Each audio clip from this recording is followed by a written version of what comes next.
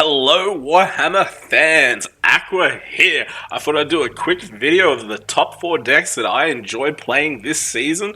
All 4 decks, as you can see, have hit 2,800 rating after the patch. Let's run through it real quick. Starting off as the Daddy River Portal Boys deck. It's just big boy Terminators teleporting. It teleports and it teleports hard. You're trying to start your starting hand with 0 teleport boys and you just take whatever.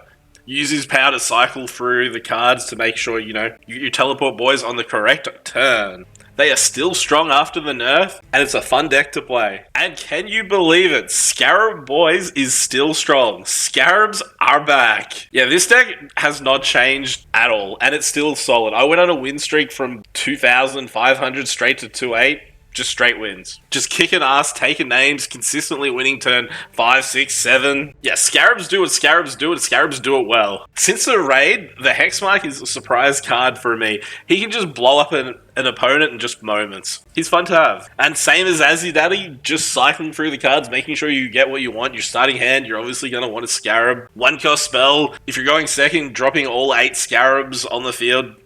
Fun stuff. If you wanted to do a change to the deck, you could probably put in a Curse of the Theron. Maybe get rid of 1 Disruption Blades. I don't know, I like the Disruption Blades personally. But yeah, Scarabs kick ass, take names, easy way to get into Legendary Division. Just roll with it and have fun with it. And then we've got the Ultramarines. I've just called the deck Assault Doctrine because that card is OP as fuck. It just carries, just hard carries. You can pretty much make any Ultramarine deck, dropping 2 Assault Doctrines, Avenging Zeal, some Codex Boys, and you will dominate. I personally went vehicles because I like the Scout Bike. If you can pull it off with a Techmarine, giving it the armor and the heal, the Armoured Support, giving it a cheeky armor, just making sure it lives, you can lock your opponent down pretty well. The Invictor Warsuit had a cheeky change, so it's not bugged anymore. Even if it dies, the attacking unit still takes the 2 damage from it, which means Invictor Warsuit is a big boy daddy. It helps lock down your opponent. And as for the other new card, the Valtus Vault Daddy, whatever you call him. Yeah, Vault Daddy. When a friendly unit attacks, deal 3 damage to the target of the attack. Damn, he does some damage. That even triggers when he attacks himself. I only have 1 copy of this card. I'd probably rock 2. It's that fun. I also run the double Hailstrike, the double Dready, because I personally am scared to death of fucking Scarabs, because Scarabs are deadly as. And yeah, AoE's baby. After the change, the land speeder gaining the extra life makes it much more viable. It lives, it lets you draw a card very often. And if you combine it with a cheeky armor and some heals, cha-ching! Cards all day. I've had problems where I've had too many cards in my hand and I'm just wasting cards. As for the Warlord for the deck, I went with the Bikey Boy because, he heals the boys, heals the Scout Bike, heals Invictus Warsuit. Those are the cards that I want to live and I want them to stay alive. Once you start getting to the end game and you're pulling out tanks baby, tanks all day, tanks are fun. I also run a lot of codexes to trigger the Avenging Zeal because Avenging Zeal is just an amazing card. And obviously, Assault Doctrine. This card is OP as. It carries. You can make any Ultramarine deck and just rock this and win. I personally was running Titus, but after the Sisters nerfs, I don't see much Sisters anymore, and I don't need the Blast anymore to deal with those Sisters, so that's why I swapped to the Bike Daddy. Assault Doctrine on any Ultramarine is just strong. Vero is extremely strong right now with the changes. Combined with Sergeant Telly, refilling your energy continually with his hero's ability. It is deadly. It is deadly as, and scary. It's scary to fight against. Oath of the Moment is a very underrated card.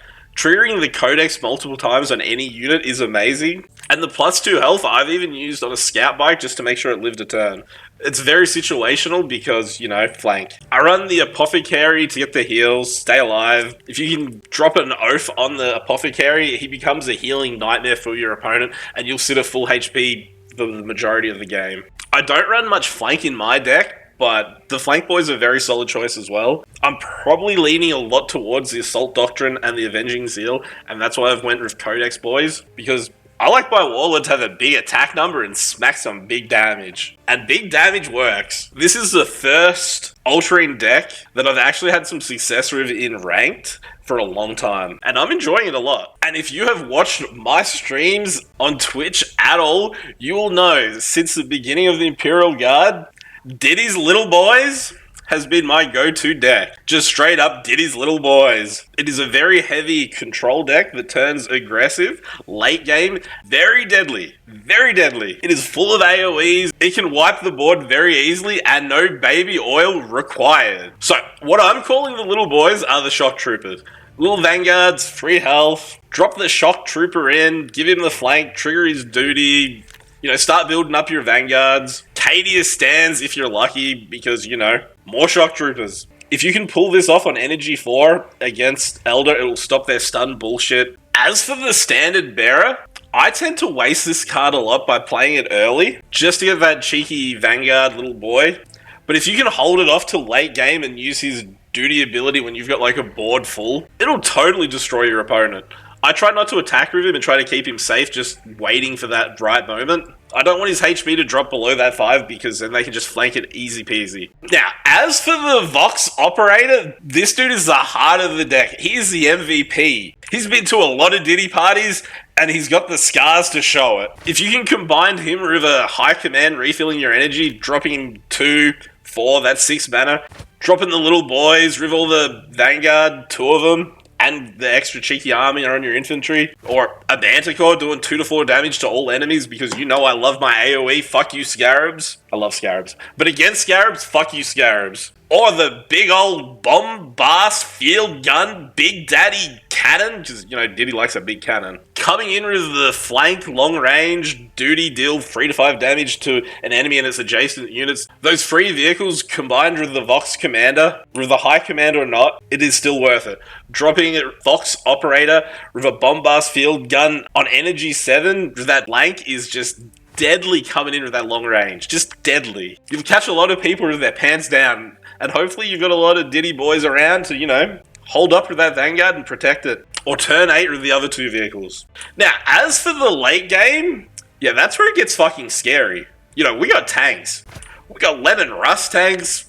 We got the Godspear Warhead doing that big AoE. That's our nuke. That's our oh shit button. That's the, oh, we're fucked. How can we get out of this situation? Oh, it's a big nuke. And it's got probably my favorite animations of any card. It's just a big ass bomb.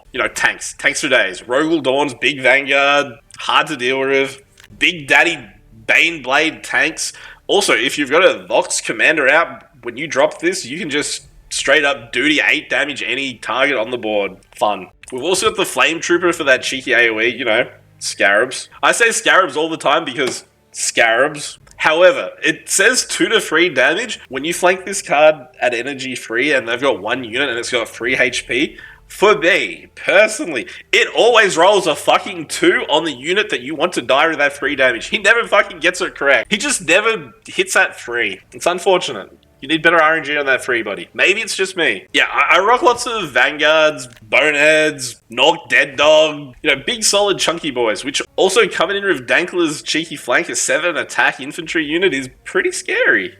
It's pretty scary. It's going to kill the target. Anyway, that is my top 4 decks for this season after the patch. Thank you for watching. Thank you for being here. I hope you enjoy the decks. The deck codes will be in the description below.